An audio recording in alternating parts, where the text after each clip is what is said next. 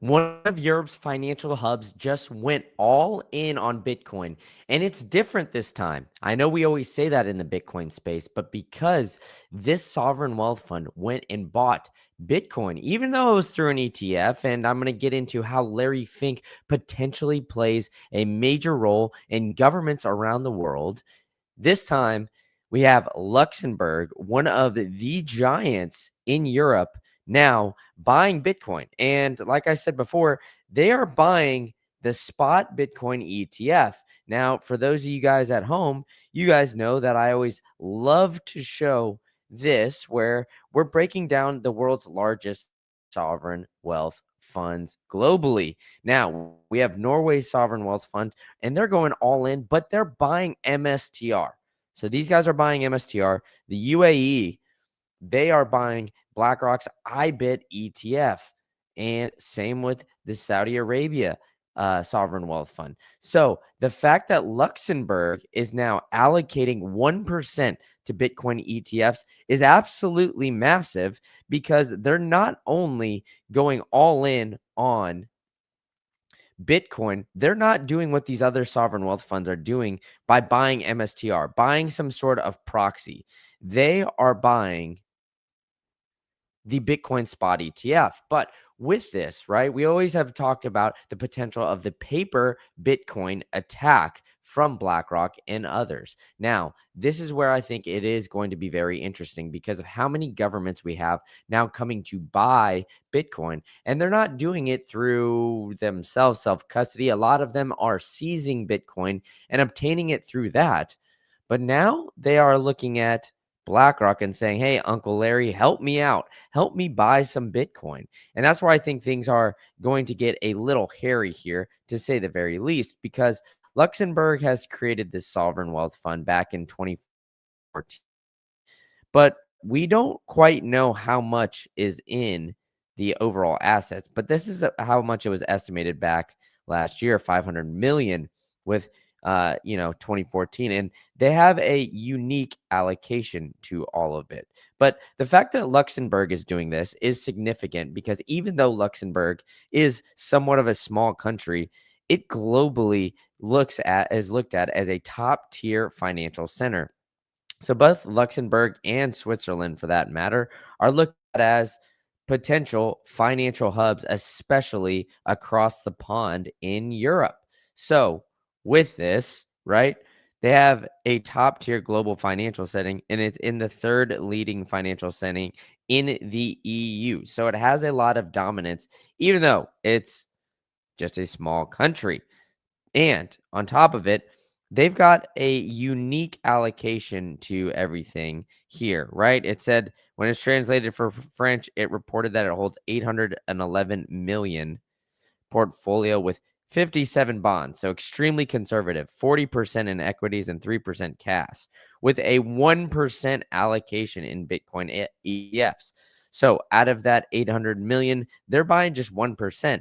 But this is somewhat similar to what Larry Fink and BlackRock recommends. First, buy that 1%, allocate that 1%, and then the way that Bitcoin skyrockets in flight, then we're going to go start to see how that 1% is going to turn into 2, turn into 3, turn into 10, turn into 20.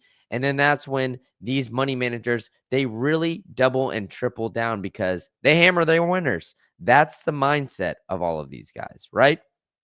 So as we see Luxembourg continue to go down the path, it makes you think, why have all these other sovereign wealth funds looked at as Bitcoin for indirect exposure? But we do have Luxembourg getting quote unquote direct exposure with these BlackRock ETFs. We're going to get into how BlackRock potentially plays a crazy role in all of this here in a minute. I know I hinted at the paper Bitcoin attack, but MSTR obviously is owned majority by Larry Fink and BlackRock as well.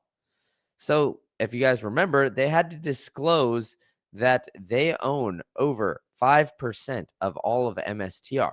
So Larry Fink owns a bunch of MSTR. Then he's got the IBIT BlackRock ETF, where they are buying spot Bitcoin for all of these governments. So now Larry Fink is getting very intertwined with governments around the world. In fact, because he's just such a large asset holder, they are trusting him to essentially hold almost all of the world's assets at this point in time. So they just keep on stacking and raising their portfolio and getting more and more assets under management. So that centralization risk of sovereign, or not of just sovereign wealth fund, but of asset managers is increasingly getting larger as we continue to see Uncle Larry stack more and more assets under his management. But this nation state Bitcoin adoption, how is this going to change comparatively to everywhere else? I mean, like I said, we've seen the Norwegian sovereign wealth fund start to put money into MSTR. But this time, like I said, it is different because they are directly buying the BlackRock IBET ETF. Now, I feel like just globally, the perception of the Saudis, the UAEs, it's oil money. Everybody thinks, oh, they've got so much money, they're just going to throw it at everything. But now Luxembourg, this financial hub in EU, has massive amounts of influence everywhere globally. And so once you have a traditional financial center in the EU, now buying Bitcoin, that opens the door for other countries in the EU to start to buy Bitcoin. So this is going to start governmental FOMO like we've never seen before. And they disclosed this all before the start of Q4, which, as we know, we're in October here, only 11 days in. So I continue to think that we are going to see this nation state adoption really take off. Now, Samson Mao, who goes and speaks to a lot of these countries, has said that he thinks that this Bitcoin adoption is about to enter the suddenly phase. So, for those of you guys who might be unfamiliar, this is coming from the term Parker Lewis, where he talks about gradually, then suddenly. It's that exponential curve, that logarithmic, where it's just starting and it's flatlining for a little bit, right? And then all of a sudden, we just take off and go parabolic. Now, this is Samson Mao believes that we're going to start to see more nation state adoption really coming through. Now, it's simply a matter of a time before we see a massive run up and see massive nation state FOMO, panic. So I think that we're going to start to see that at the very least really come up. But it's interesting because not only are we going to potentially see that nation state FOMO, we have a lot of billionaires stacking up and really getting more exposure to Bitcoin as well. But if you guys see a trend here, they're not buying Bitcoin, and we're not seeing another Mr. 100 coming online where they're buying up 100 Bitcoins a day and they're putting it in cold storage. It's just going to a single wallet. No, no, no. All of these guys are trusting Larry Fink to go and buy Bitcoin. Now, obviously, it's a traditional financial entity and it is audited by the SEC and the IRS and all of these different three-letter agencies. So allegedly, they shouldn't be doing anything nefarious, at least so we think. But when we continue to break it all down, like I said, it's not BlackRock that we have to trust, it's Coinbase, right? And they've done some crazy things and had some rumors floating around, to say the very least, quite often. And one of those rumors is, are they issuing paper Bitcoin to all of these ETFs? Now, this is where I think you got to be cautious with all of these things. And this is why Bitcoin in self custody is the way. Understanding that you have actual physical Bitcoin, opposed to trusting some other custodian to hold that for you. Now, governments and major corporations like maybe MicroStrategy, Strategy B now, they need to have some sort of custodian that is going to hold it for them, just simply because it looks better. It gives away that investment potential risk. If these corporations are holding gold on their balance sheet, for example, they're holding it at JP Morgan, a trusted party, even though we've seen JP Morgan get duped with gold here previously. But that is beside the point. Either way, we are seeing Coinbase potentially have some smoke with all of this, right? So, as we see these billionaires and nation states really start to stack, it's interesting how many or how rapid we're seeing this BlackRock I Bet ETF grow because it drew $970 million as institutions buy Bitcoin with the US governmental shutdown as well. They're calling this the quote unquote debasement trade. This is what everybody is looking at and saying, all right, we're going to start to buy gold and Bitcoin because we're seeing what's going on in the United States government. And that's the unique aspect with all of this. The US government, instead of buying Bitcoin, we just bought a shit ton of Argentinian pesos to bail out Javier Milei. But other countries are seeing this and seeing moves being made like this and saying, okay, hold on a minute. I don't want to be holding US dollars if they're going to literally be buying an inflated away currency in the Argentinian peso to help out Argentina and not look at the strength of the dollar. No, no, no. If they would have bought Bitcoin, well, I think that things would have been different.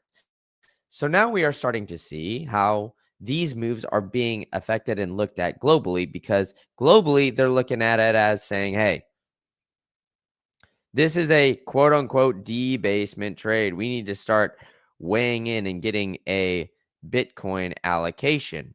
But now we've had a target quote 75 billion Bitcoin pot. So that Donald Trump has led the global push allegedly, but all he did was, like I said, move seized Bitcoin over, right? He hasn't bought Bitcoin, at least that we know. And the US government has an estimated 15 to 20 billion of forfeited Bitcoin. But El Salvador and Sweden are debating establishing that reserve. El Salvador buys all the time at literally every single day. And that 15 billion on chain with Bitcoin making up 17% or 75%, excuse me, will continue to grow. But this guy, Larry Fink, having literally the fastest ETF to hit 100 billion AUM shows just how much demand is there. And it's not just Wall Street that is having this demand, like I was saying before. And we're seeing Uncle Larry really stack a bunch of Bitcoin. I mean, look at the amount of ETFs. We have literally 1.5 million Bitcoin in ETF right now, allegedly, right? They're in custodians. They're not in BlackRock's custody. The only ETF that actually does their own custody is Fidelity. Now, I'm not recommending any ETF product, but like I said, get one that doesn't have any counterparty risk because you're already putting counterparty risk on buying a Bitcoin ETF. So then you get counterparty risk within counterparty risk. So, multiple institutions now you got to trust. But as we're seeing this develop and more people come online to buy Bitcoin, we honestly just don't want to sell. I mean, you're seeing this buying pressure. You're seeing Luxembourg put 1% of their overall sovereign wealth fund into Bitcoin. So why would you want to sell? Well, I've got a solution for you guys. You don't need to do that. You can go to saltlending.com/green-candle today. And if you do that, you can unlock your purchasing power by not needing to sell your Bitcoin. You could simply borrow against it. They've got an exclusive offer for you guys. If you go to saltlending.com/green-candle, they have great rates starting at 8.95%, the duration of 12 months. You could borrow up to 70%, and there's no prepayment fees, no credit checks, or anything along those lines. And you guys need to do that quickly because, we're seeing Donnie T and others really take a close look at Bitcoin and saying, hey, is this something that we should really be looking at as an option? Whereas we literally have the United States potentially looking at putting on Argentinian pesos. I mean, it's ridiculous. The Bitcoin strategic reserve has been empty after 9 months. They plowed 20 billion into Argentinian pesos, but it's budget neutral, right? That is the crazy part with all of this, is that we haven't seen the United States really start to get in just yet. I think it's going to take some time for the United States, but this budget neutral way, and this is where I keep telling you guys, I think that we're honestly still far away from the United States buying Bitcoin. In my opinion, I honestly don't think that we're going to buy any Bitcoin during this presidency. So even though we're seeing nation state FOMO, I think the United States is going to be very slow to act with all of this. And the reason being is this conversation I had with Mark Moss. Now, if you are subscribed, thank you. But if you're not, please hit that subscribe button for me. And those guys, and make sure you're smoking that like, the conversation with Mark Moss, he lined it out very eloquently. 10 years, that's retail. That's what we've seen. 2008, 9-ish to just under 2020. That was retail. 2020 comes along, that's institutions. That's where we saw Saylor and all these Bitcoin treasury companies now really starting to come online. And then the third 10, that's when really going to start to come in. Now they're peeking their toe in, right? We've got El Salvador, we've got Kingdom of Bhutan, some of the small guys, right? Really trying to lead the way there. But do we have a giant like United States actually buying Bitcoin? Do we have China actually buying Bitcoin? The answer is no. They're just moving assets that are seized into a quote unquote strategic reserve. Now, we're going to start to see that more and more. And I think something very interesting is going to happen here very soon, because we've had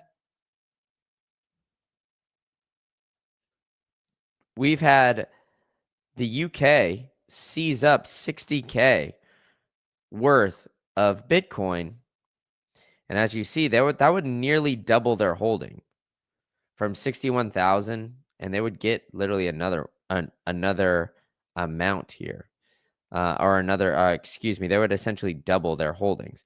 And so I think it's very unique as we see the United Kingdom really start to embrace Bitcoin.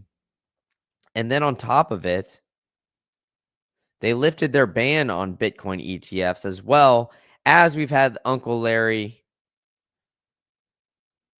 look at Bitcoin and really just embrace it with all of these different governments. So we got Uncle Larry, we've got the thoughts of potentially digital IDs going on in the UK. Now, I am on YouTube, so I can't say too much here. But what I will say is that we've had governments being very anti-Bitcoin, to say the very least. And then we have now some governments really looking at it and buying Bitcoin, but doing it through the ETF and working very closely with the world's largest asset manager in the world, who all of a sudden turned into now a Bitcoin maxi. You're going to tell me that Larry Fink is really here to help you? Or is he a fiat maximalist looking to obtain all those fees and potentially pull everybody? And you have to ask that question. So as we continue to see the developments here,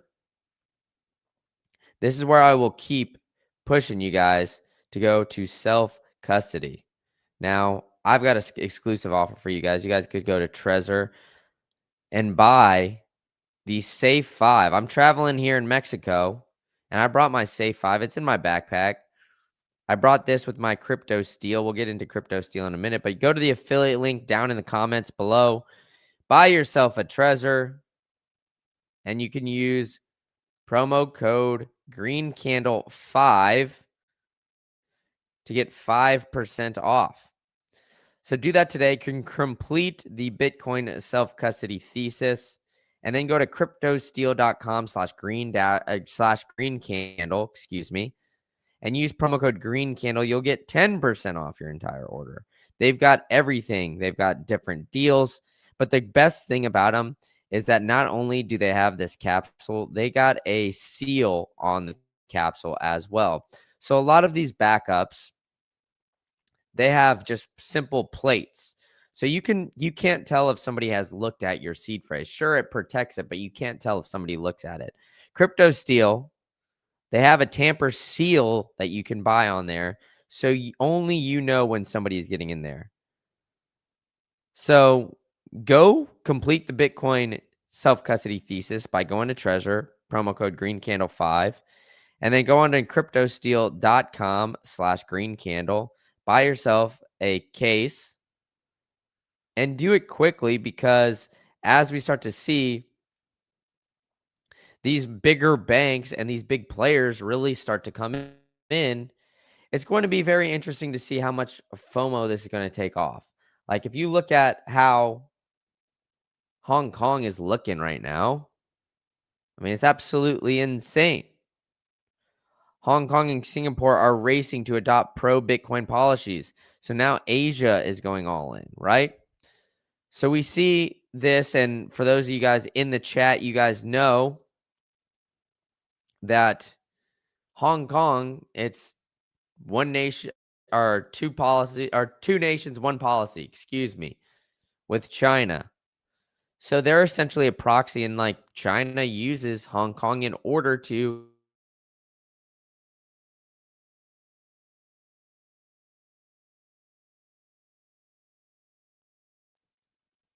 There we go. It looked like I lost you guys there for a second, and it seems like this stream is getting some a little bit of backup. But make sure you guys are smoking that like, hitting that subscribe button for me, telling a friend to tell a friend, and I will catch you guys on the next one. I think the internet in Mexico is telling me I need to get out of here, so I'll catch you guys later.